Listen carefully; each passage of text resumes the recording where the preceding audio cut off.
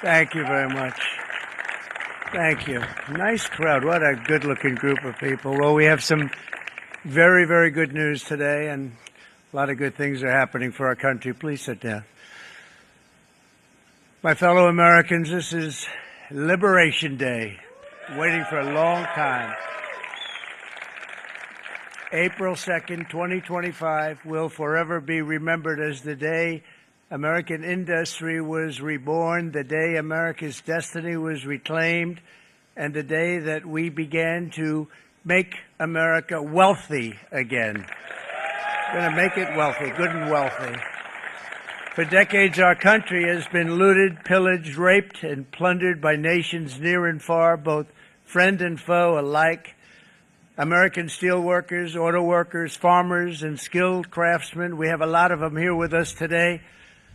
They really suffered gravely. They watched in anguish as foreign leaders have stolen our jobs, foreign cheaters have ransacked our factories, and foreign scavengers have torn apart our once beautiful American dream. We had an American dream that you don't hear so much about. You did 4 years ago, and you are now, but you don't too often, and for many years and decades even, you didn't hear too much about. Our country and its taxpayers have been ripped off for more than 50 years, but it is not going to happen anymore. It's not going to happen.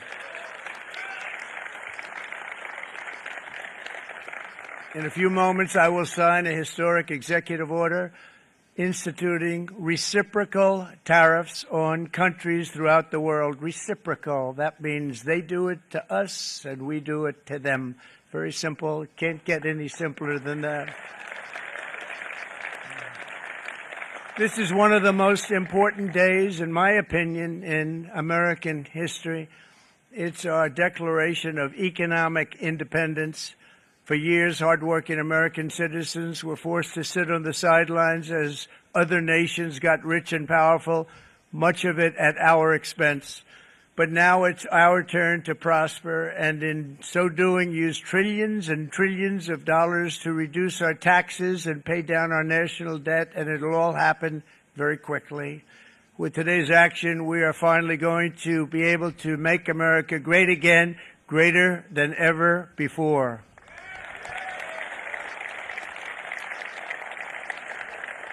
Jobs and factories will come roaring back into our country, and you see it happening already. We will supercharge our domestic industrial base. We will pry open foreign markets and break down foreign trade barriers. And ultimately, more production at home will mean stronger competition and lower prices for consumers. This will be indeed the golden age of America. It's coming back. We're going to come back very strongly. We're pleased to be joined on this momentous occasion by Vice President J.D. Vance. J.D., thank you. Thank you. Thank you very much. Where are you, J.D.? No, that wasn't too hard to find. I was looking, he likes to take a low-key attitude, so it'd usually be sitting right in front. He's gaining a lot of confidence, Mike, isn't he? And nearly my entire cabinet is here, as well as Speaker Mike Johnson, who's done an amazing job. And with the great success we had last night in Florida, we have a majority of 7. And 7's like a lot when we had it at 1, right? You've done a fantastic job. And many of the members of the House and Senate are with us. Senators, Congressmen, thank you all for being with us. We appreciate it. For decades, the United States slashed our trade barriers on other countries, while those nations placed massive tariffs on our products and created outrageous non-monetary barriers to decimate our industries. And in many cases, the non-monetary barriers were worse than the monetary ones. They manipulated their currencies, subsidized their exports, stole our intellectual property, imposed exorbitant VAT taxes to disadvantage our products, adopted unfair rules and technical standards, and created filthy pollution havens. They were absolutely filthy, but they always came to us and they said, we're violating, we should pay for it. It's all detailed in a very big report by the U.S. Trade Representative on Foreign Trade Barriers.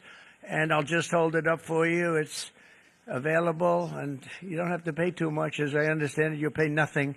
It's a lot of work for something, actually, because it's a special book. It's frankly, it's very upsetting when you read it, when you see what people have been doing to us for 30 years. This all happened with no response from the United States of America, none whatsoever. But those days are over. Let me offer just a few examples of the vicious attacks our workers have faced for so many years. The United States charges other countries only a 2.4 tariff on motorcycles. Meanwhile, Thailand and others are charging much higher prices, like 60%. India charges 70%. Vietnam charges 75%, and others are even higher than that. Likewise, until today, the United States has for decades charged a 2.5 tariff. Think of that, 2.5% on foreign-made automobiles. The European Union charges us more than 10% tariffs, and they have 20% VATs, much, much higher. India charges 70%, and perhaps worst of all are the non-monetary restrictions imposed by South Korea, Japan, and very many other nations. As a result of these colossal trade barriers, 81% of the cars in South Korea are made in South Korea. 94% of the cars in Japan are made in Japan. Toyota sells 1 million foreign-made automobiles into the United States, and General Motors sells almost none. Ford sells very little. None of our companies are allowed to go into other countries. And I say that, friend and foe, and in many cases the friend is worse than the foe in terms of trade.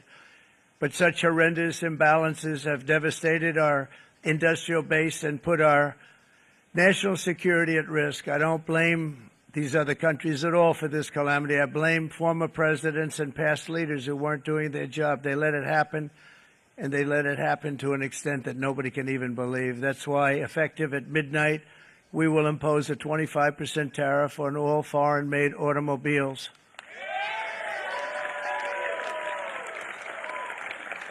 Thank you. Brian, I'd like to have you come up here for a second, okay? I just see him sitting. He's been a fan of ours, and he understands this business a lot better than the economists, a lot better than anybody. Brian, say a few words, please, would you? Thank you, Mr. Thank you. It's a great honor to have you. Thanks. Thank you, Mr. President. I grew up just north of Detroit, Michigan, in Macomb County, known as the home of the Reagan Democrats. My first vote for president was for Ronald Reagan. I thought that was going to be the best president I ever saw in my lifetime until Donald J. Trump came along. I have watched my entire life, I have watched plant after plant after plant in Detroit and in the metro Detroit area close. There are now plants sitting idle. There are now plants that are underutilized, and Donald Trump's policies are going to bring product back into those underutilized plants. There's going to be new investment. There's going to be new plants built. And the UAW members, and I brought 20 of them with me, they're sitting right over here. We support Donald Trump's policies on tariffs 100%. So, Mr. President, we can't thank you enough. And in 6 months or a year, we're going to begin to see the benefits. I can't wait to see what's happening 3 or 4 years down the road. Thank you, Mr. President. Thank you. What a great guy. He got it right from the beginning. He got it before almost anybody else. This group over there, they got it too. And, you know, we won the state of Michigan. We won almost all of them. But we won Michigan by a lot, and I want to just thank you all. The auto workers were fantastic. The Teamsters were fantastic. Everyone was pretty good, I will tell you. Thank you very much. I appreciate it. You're going to be very happy very soon, and you probably see what's happening with all of the, not only car companies, but car companies in particular. You see it with all of the ones they're moving, they're announcing day in, day out. You're seeing it. Nobody's ever seen anything like that. With today's actions, we're also standing up for our great farmers and ranchers who are brutalized by nations all over the world. It's brutalized. Canada, by the way, imposes a 250 to 300% tariff on many of our dairy products. They do the first can of milk. They do the first little carton of milk at a very low price, but after that it gets bad, and then it gets up to 275, 300%. So when they're figuring what's Canada charging, they say, oh, about 2%, 3%. But take a look at what happens down the road. When you look a little bit, it's not a pretty picture, and we don't like it, and it's not fair. It's not fair to our farmers. It's not fair to our country. And with countries like Canada, you know, we subsidize a lot of countries and keep them going and keep them in business. In the case of Mexico, it's $300 billion a year. In the case of Canada, it's close to $200 billion a year. And I say, why are we doing this? Why are we doing this? I mean, at what point do we say, you got to work for yourselves, and you got to, this is why we have the big deficits. This is why we have that amount of debt that's been placed on our heads over the last number of years, and we're really not taking it anymore. Through non-tariff barriers, the European Union bans imports of most American poultry. You understand? They say, we want to send you our cars, we want to send you everything, but we're not going to take anything that you have. Australia bans, and they're wonderful people and wonderful everything, but they ban American beef, yet we imported $3 billion of Australian beef from them just last year alone. They won't take any of our beef. They don't want it because they don't want it to affect their farmers. And you know what? I don't blame them, but we're doing the same thing right now, starting about midnight tonight, I would say. And China charges American rice farmers an overquota, it's called, a tariff rate of 65%. South Korea charges 50%. Actually, they charge different, from 50% to 513%. And Japan, our friend, charges us 700%. But that's because they don't want us selling rice and other thing. Who can blame them, Madam Secretary? Agriculture, great job you did on eggs, by the way. The egg prices came down 50%.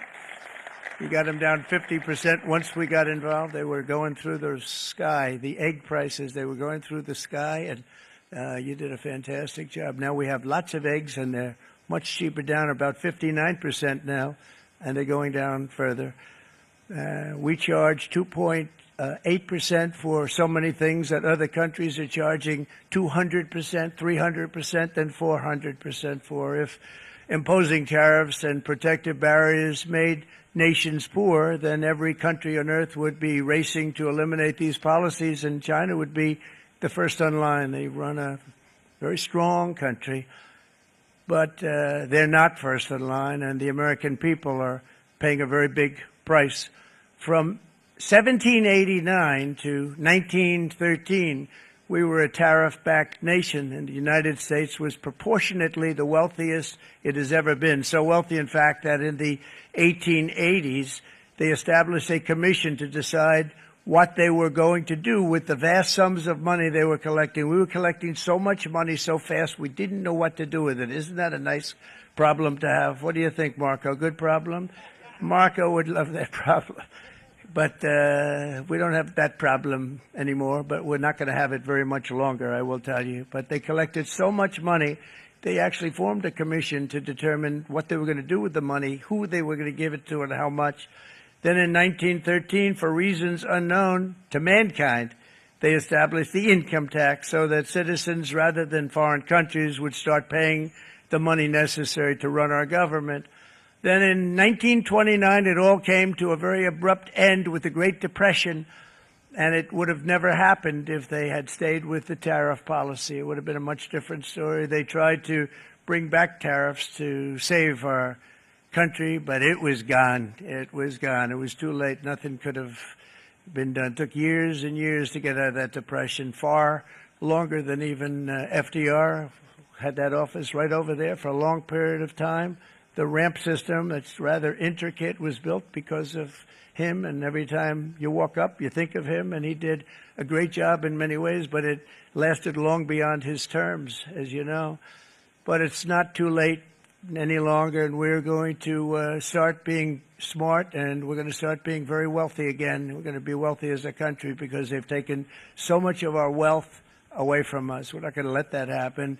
We truly can be very wealthy. We can be so much wealthier than any country. It's not even believable, but we're getting smart. Nearly a century later, in the face of unrelenting economic warfare, the United States can no longer continue with a policy of unilateral economic surrender. We cannot pay the deficits of Canada, Mexico, and so many other countries. We used to do it. We can't do it anymore. We take care of countries all over the world. We pay for their military.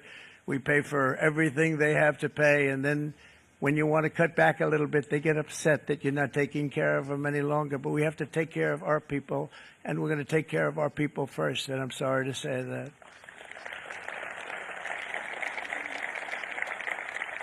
And today we're standing up for the American worker, and we are finally putting America first.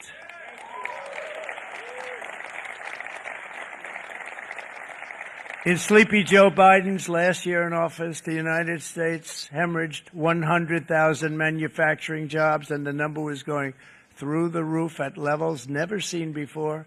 And our trade deficit reached a record $1.2 trillion, which is unheard of. Since the beginning of NAFTA, the worst trade deal ever made, it was a horror show. I was able to terminate it. They all said you'd never be able to get it out. We had to get approval from Congress to get it terminated. We had to live with that deal. It was the worst trade deal ever made by far. But since the very beginning of NAFTA, our country lost 90,000 factories. Think of what that is, 90,000. Think about putting a map up and putting tax on it. You wouldn't have enough room. 90,000. I said, is that possible? We had it checked 4 different times, and it was actually somewhat higher than that. And 5 million manufacturing jobs were lost while racking up trade deficits of $19 trillion. That was the worst trade deal ever made. As a result of these gigantic losses, foreign nations now own $26 trillion more of American assets than think of this, than the Americans own of their own foreign assets or other foreign assets. The United States can no longer produce enough antibiotics to treat our sick. We have a tremendous problem. We have to go to foreign countries to treat our sick. If anything ever happened from a war standpoint, we wouldn't be able to do it. We import virtually all of our computers, phones, televisions, and electronics. We used to dominate the field, and now we import it all from different countries. A single shipyard in China now produces more ships every year than all of the American shipyards combined. Think of that. And it was a business that we used to dominate. We used to dominate it totally. In short, chronic trade deficits are no longer merely an economic problem. They're a national emergency that threatens our security and our very way of life. It's a very great threat to our country. And for these reasons, starting tomorrow, the United States will implement reciprocal tariffs on other nations. It's been a long time since we even thought of that. We used to think about it a lot. We didn't think about it for many decades, and you see what's happened. For nations that treat us badly, we will calculate the combined rate of all their tariffs, non-monetary barriers, and other forms of cheating. And because we are being very kind, we're kind people, very kind. You're not so kind when you got ripped off with your salaries. My auto worker friends and my Teamster friends and all of the unions that typically voted Democrat, they're not voting Democrat anymore because worker, whether union or non-worker, they're for the Republicans now. That's what happened. But we will charge them approximately half of what they are and have been charging us. So the tariffs will be not a full reciprocal. I could have done that, yes, but it would have been tough for a lot of countries who didn't want to do that. I'd like to see the chart if you have it. Could you bring it up, Howard? This is our great Secretary of Commerce, Howard Lutnick. Thank you. So if you look at that, China, first row, China, 67%. That's tariffs charged to the USA, including currency manipulation and trade barriers. So 67%, I think you can, for the most part, see it. Those with good eyes, with bad eyes. We didn't want to bring, it's very windy out here. We didn't want to bring out the big charts because it had no chance of standing.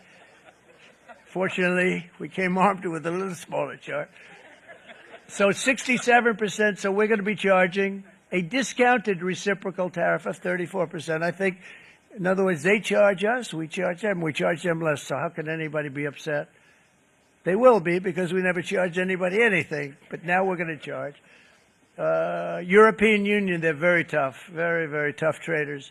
You know, you think of European Union, very friendly. They rip us off. It's so sad to see. It's so pathetic. 39%, we're going to charge them 20%, so we're charging them essentially half. Vietnam, great negotiators, great people. They like me, I like them. The problem is they charge us 90%. We're going to charge them 46% tariff. Taiwan, where they took all of our computer chips and semiconductors. We used to be the king, right? We were everything. We had all of it. Now we have almost none of it, except the biggest company is coming in. We're going to end up with almost 40%. Lee Zeldin's working to get their approvals. And it's an amazing company. Mr. Wei, of one of the great companies of the world, actually. They're coming in from Taiwan, and they're going to build one of the biggest plants in the world, maybe the biggest for that. But 64%, we're going to charge them 32%. Japan, very, very tough. Great people. And again, I don't blame the people for doing it. I think they're very smart in doing it. I blame the people that sat right in that Oval Office, right over there, right behind the Resolute desk or whichever desk they chose. Japan, 46%. They would charge us 46%, and much higher for certain items like cars, you know, little items like cars. 46%, we're charging them 24%. India, very, very tough, very, very tough. The Prime Minister just left. He's a great friend of mine, but I said, you're a friend of mine, but you're not treating us right. They charge us 52%. You have to understand, we charge them almost nothing for years and years and decades. And it was only 7 years ago when I came in, we started with China. We took in hundreds of billions of dollars from China in tariffs. And they understood, honestly. President Xi understood. He said, look, I understand. And the other countries, and they all understand. We're going to have to go through a little tough love, maybe, but they all understand. They're ripping us off, and they understood it. Prime Minister of Japan, Shinzo Abe. He was a fantastic man. He was unfortunately taken from us, assassination. But I went to him and I said, Shinzo, we have to do something. A trade is not fair. And he said, I know that. I know that. And he was a great gentleman. He was a fantastic man. But he understood immediately what I was talking about. I said, Shinzo, we have to do something. He said, I know that. And we worked out a deal. And it would have been a much better deal. But frankly, there were many years left on the deal that was made previous to my getting there. But it was something. If you look at Switzerland, 61% to 31%. Indonesia, Malaysia, Cambodia. Oh, look at Cambodia, 97%. We're going to bring it down to 49. They made a fortune with the United States of America. United Kingdom, 10%, and we'll go 10%. So we'll do the same thing. South Africa, 60%, 30%, and they've got some bad things going on in South Africa. You know, we're paying them billions of dollars, and we cut the funding because a lot of bad things are happening in South Africa. The fake news ought to be looking at it. They don't want to report it. Brazil, 10%, 10%. Bangladesh is 74%. So you see what's going on. Pakistan, 58%. Sri Lanka, 88%. So what we're doing is we're taking not the full, we could take the full 88%. Thanks a lot, Howard. He's doing a very good job. How's he doing, all right? I think you better take it with you. It's not going to last very long. He's going to put it, it's going to follow you down with the wind. I brought a hat just in case it got too windy, but here, would anybody like a hat? I'm not giving it to a cabinet. I'm giving it to the auto workers. Come here.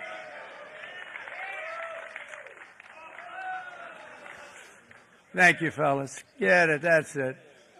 That's it. They deserve it more than our cabinet. Our cabinet has plenty of hats.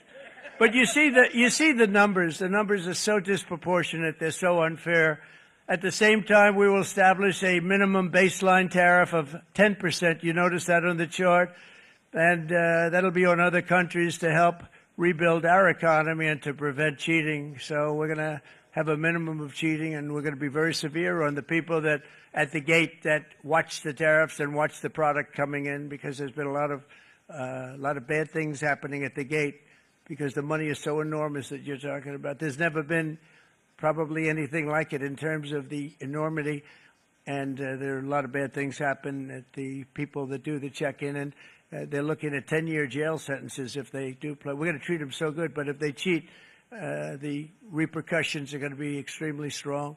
Foreign nations will finally be asked to pay for the privilege of access to our market, the biggest market in the world. We're right now the biggest market in the world. We had a great country 4 years ago in terms of the economics. We were doubling up on China. We were doing so well. Nobody was going to catch us, but so much of it slipped away over the last 4 years under Biden. I campaigned on this policy throughout last year, and today that promise was made, and it was also a promise, as you know, that was kept. Promises made, promises kept. To any company that objects to our common sense reciprocal tariffs, again, reciprocal, back and forth, back and forth. And I call this kind reciprocal. This is not full reciprocal. This is kind reciprocal. But what we do is we cut it in half. We charge them. My answer is very simple. If they complain, if you want your tariff rate to be zero, then you build your product right here in America, because there is no tariff if you build your plant, your product in America. And we've seen companies coming in like we've never seen before. Likewise to all of the foreign presidents, prime ministers, kings, queens, ambassadors, and everyone else who will soon be calling to ask for exemptions from these tariffs. I say, terminate your own tariffs, drop your barriers, don't manipulate your currencies. They manipulate their currencies like nobody can even believe, which is a bad, bad thing and very devastating to us. And start buying tens of billions of dollars of American goods. Tariffs give our country protection against those that would do us economic harm. And many people were looking to do us economic harm. Maybe not so obviously, but they were doing tremendous economic harm. But even more importantly, they will give us growth. These tariffs are going to give us growth like you haven't seen before. And it'll be something very special to watch. I am so looking forward. And Brian, it's going to happen even faster than you said. You know, you might say, but it's already started. It's already started. Work's already begun on plants all around the country. And you see that as before. These are big, rich companies. We have $61 billion started on a big plant going up. It's going to be announced over the next 2 days, and they already started work. Many of these the biggest companies in the world, they've committed to build. We're going to build, sir. And they came here to see me, and they wanted to know if they could have a press conference. I do as many as I can. I'm pretty busy trying to stop Russia and Ukraine and the Middle East. We got to stop that. We got to stop the Houthis, which we're making tremendous. They like shooting ships down and out of the water, sinking ships. They get a kick out of it, but they're not getting such a kick out of it now, are they, Mr. Secretary? They're not getting such a kick out of that now. But here are just a short list of some of the companies that have already announced and committed to investment. And this is a company that built its factories and its plants in China. Apple is going to spend $500 billion. They never spent money like that here. They're going to build their plants here. SoftBank, OpenAI, and Oracle, great companies, are investing $500 billion almost immediately. NVIDIA, a hot company, is investing hundreds of billions of dollars. They just announced. TSMC, the biggest, most important company in the world of chips from Taiwan, with no investment from us, is investing $200 billion. And they said the reason was, number one, the election of November 5th, and number two, the tariffs. They don't want to pay the tariffs, and the way they're not paying it is to build their plant here. So we're going to go from almost no percentage. We used to have 100% of the chip market. Now it's all in Taiwan. Almost all of it's in Taiwan. A couple of other countries, but mostly in Taiwan. And Think of it. We had 100%. We lost it because of people in that office that didn't do their job. They allowed it to be stolen from us. Johnson & Johnson, great company, $55 billion. Eli Lilly, $27 billion. Meta is investing $500 billion. Wow. DeMac is investing $20 billion. CMA, CGM, $20 billion. And then you have Merck and Clarios, Stellantis, General Motors, GE Aerospace, Honda, Nissan, Hyundai are all putting in billions and billions of dollars, and they're committed 100%. So. And we've never had, and this is after 2.5 months. This is after just a short, this all took place as soon as we came out with what everybody wanted to do. You know, I watched a gentleman today on television. He used to work with Lee Iacocca, a very respected automobile person, and he said, you know, because they were asking people, they try and get as many negative people as they can, but they can't find them too much. It's pretty hard to find in terms of what we're doing, especially when they see all this investment. They said, so tell me, what do you think of what Trump is doing from the automobile standpoint? He said, I can't believe it. Somebody is finally, he's an older guy, real pro, really top guy, with Lee Iacocca. He said, I never thought I'd see the day when this would happen, where somebody had the courage to go and do what has to be done. This is transforming our nation. Our entire nation is going to be transformed, not only with the cars, but on every single other item that's built. We're going to become an industrial powerhouse. And he said that so beautifully today. In fact, I'm going to find out, I'm going to get a tape, and Bruce, I'm going to get that tape, and I'm going to send it to you out in Long Island, and you're going to play it for the people. And all your union workers and your non-union workers out there, you got a pretty even split. But we have, so far, it looks like we're going to have about $6 trillion of investments, and you wouldn't do that in years in this country over the last number of years. $6 trillion, and that's going to be much higher by the end of the year. And think of what $6 trillion is. You wouldn't have even a small percentage of that under this other system. We're going to be an entirely different country, and it's going to be fantastic for the workers. It's going to be fantastic for everyone.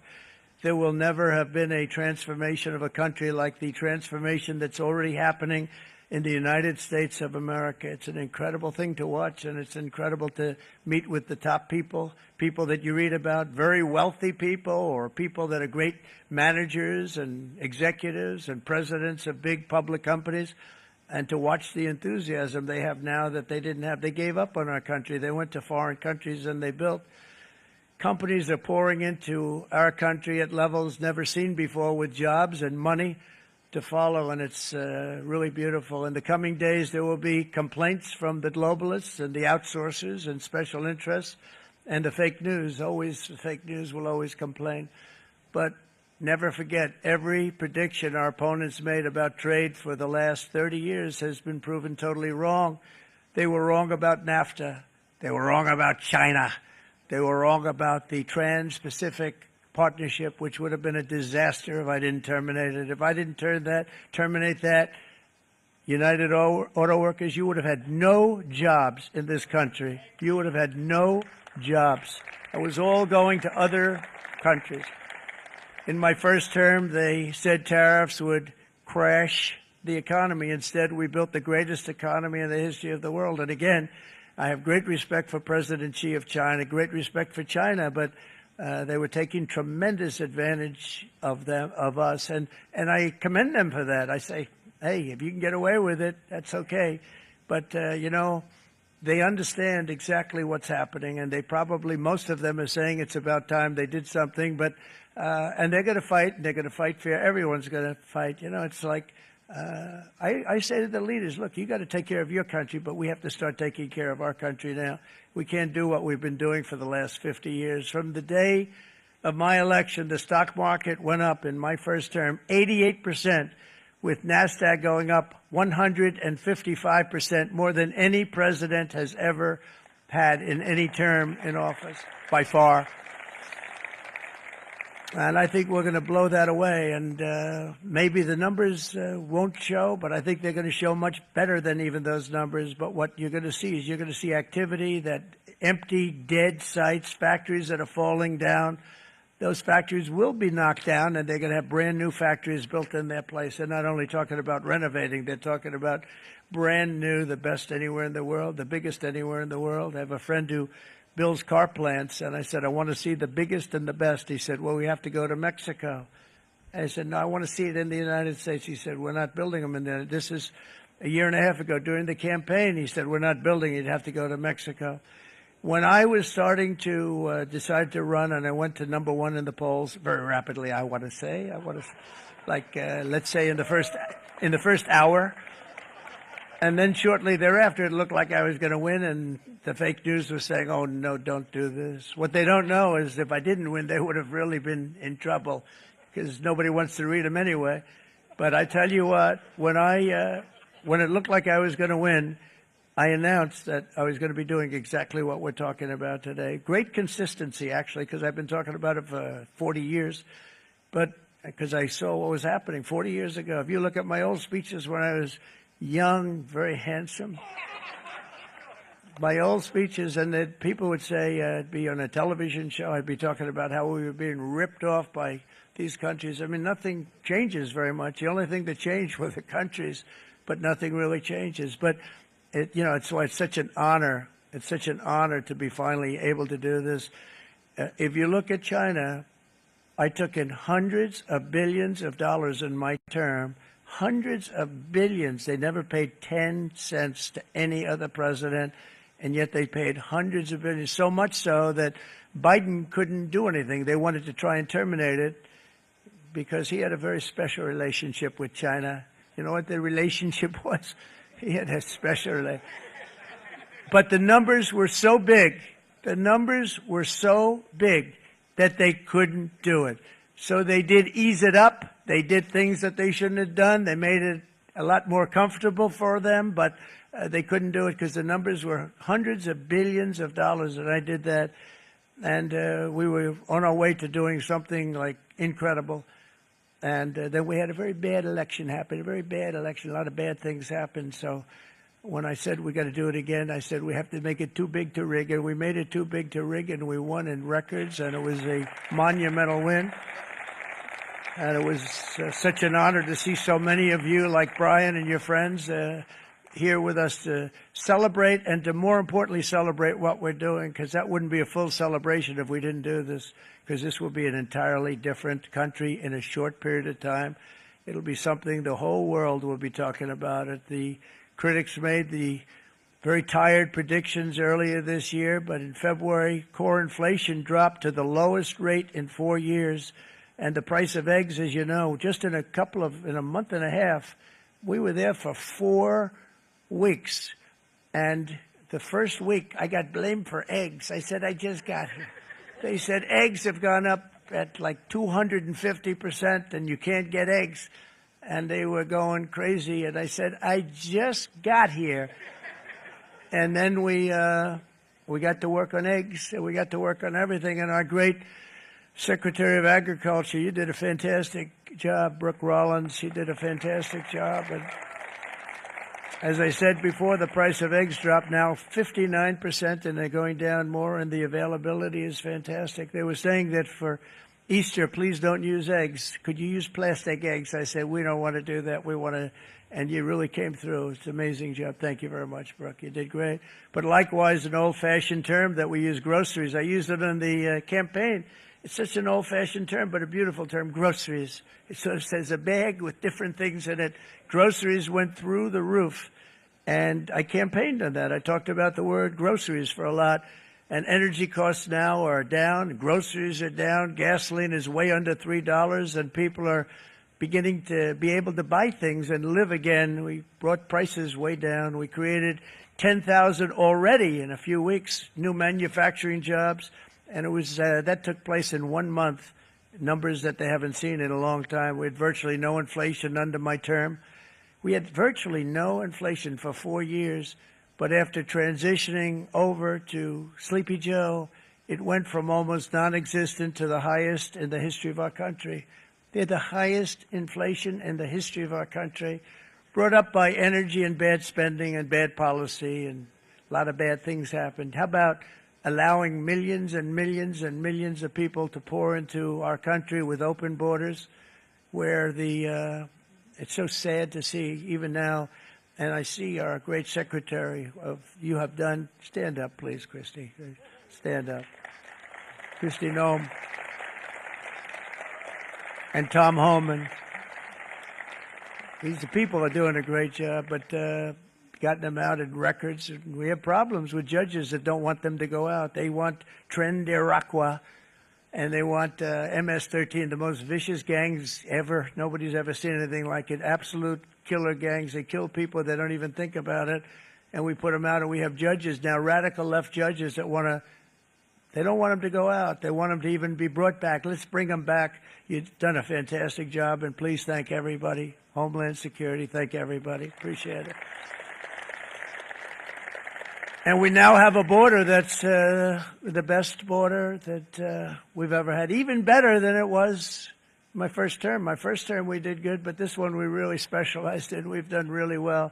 And we had records then. We had the best, safest border. 4 years ago, we had the best border there ever was. And now we have, you've actually matched it and done even better. And we're going to get it down the right way. And we want people, by the way, to come into our country, but we want to come in through a legal process. We want them to come in legally. We need more people. We need people to run these plants and to help the auto workers and the Teamsters and the non-union people and everybody else. But we need people and the farmers.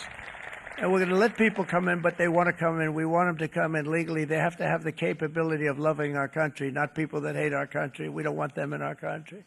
And now we're going to pass the largest tax cuts in American history, and that's where we're relying on Mike and John Thune.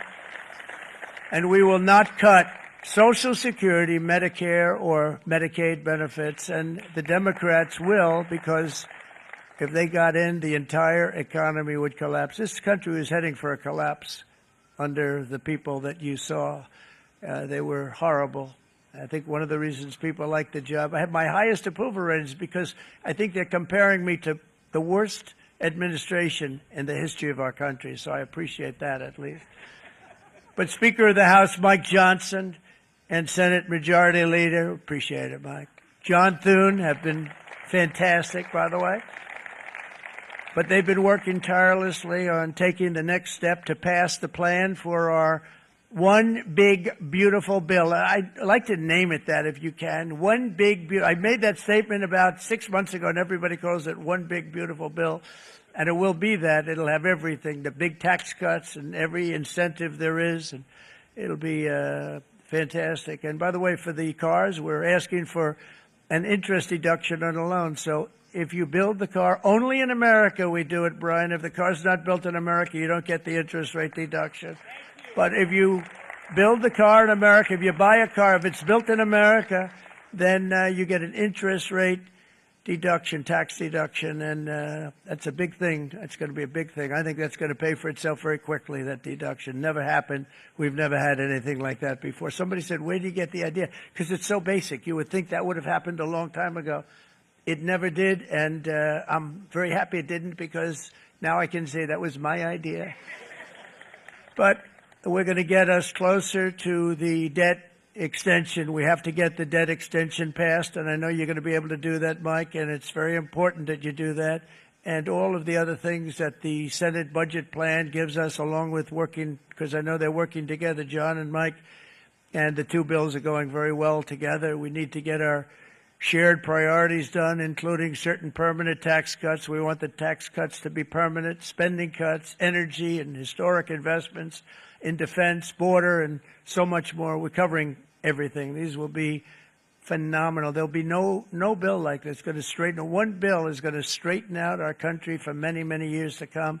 And we said, let's just do it and let's get it done. And some guys will love it and some guys will like it a little bit less because they're not getting what they were exactly looking for, but they're getting a lot. They'll never, if we get this done, it'll be the most incredible bill ever passed in the history of our Congress and Senate and congressmen, the senators and the congressmen, many of whom are here today, will be very proud of themselves. I really believe that.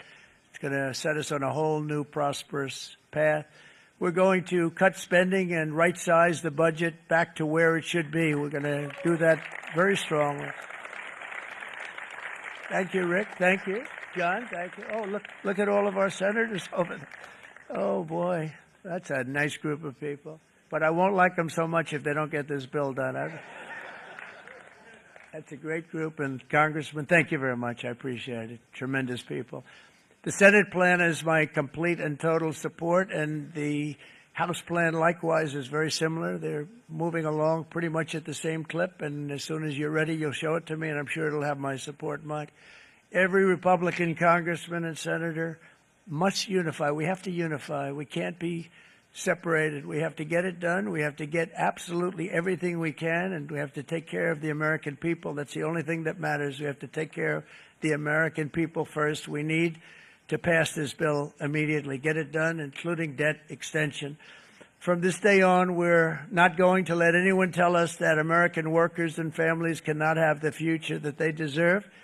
We're going to produce the cars and ships, chips, airplanes, minerals, and medicines that we need right here in America. The pharmaceutical companies are going to become roaring back. They're coming roaring back. They're all coming back to our country, because if they don't, they got a big tax to pay. And if they do, I'll be very happy, and you're going to be very happy, and you're going to be very safe. We're going to build our future with American hands, with American heart, American steel, and we're going to build it with American pride like we used to. We're approaching our 100th day as president, and have been given credit by a lot of people, actually, even some of the fake news. Can you believe it? Which in this case hopefully isn't fake, for having done more in that time than any other administration in the history of our country in the first 100 days. I think we've had an amazing, in terms of what we've done, what we've gotten accomplished. I'd like to see if we can get that war ended and another war from not starting in the Middle East. We have to get Russia. They're losing 2,000 on average, 2,500 people a day, young people, soldiers, Russian. Think of that. 2,500 through some days, but on average, probably over about a 1 week period, it's 2,712, they say. They're losing those soldiers. They're dying. They're being decimated. And they're not from our country, but they're from other countries. But they're human beings. They're from Russia. They're from Ukraine in this period, most of them. And we're going to get it stopped. It's a senseless war that would have never happened if I was president, and it shouldn't be allowed to go on. And I think we're being given good cooperation by Russia and by Ukraine, but we have to get it stopped. It's humanity. It's humanity. It's a terrible thing. This will be a very big moment. I think you're going to remember today. It's going to be a free nation that we're dealing with. We're going to have a very free and beautiful nation. It's going to be Liberation Day in America, and it's going to be a day that hopefully you're going to look back in years to come and you're going to say, you know, he was right. This has turned out to be one of the most important days in the history of our country. God bless you and God bless America. Thank you, everybody. Thank you very much. Thank you. Thank you very much.